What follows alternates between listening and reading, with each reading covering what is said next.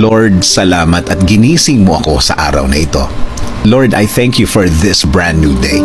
Thank you for waking me up. Salamat at nagising ako, Panginoon. Maraming salamat sa napakagandang gising ko na ito.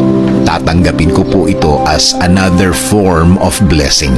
Humihingi po ako ng patawad, Lord, dahil minsan hindi ko nakikita ang kagandahan ng umaga at araw. Hindi ko nakikita ang mga bagay na ibinibigay niyo sa akin.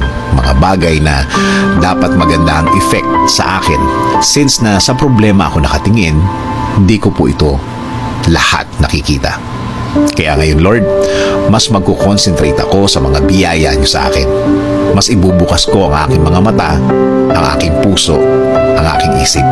Mas hahanapin ko ang kagandahan ng araw at kagandahan ng sitwasyon. Sa ganda ng mga bagay na inilalagay niyo sa aking buhay. In Jesus' name we pray. Amen.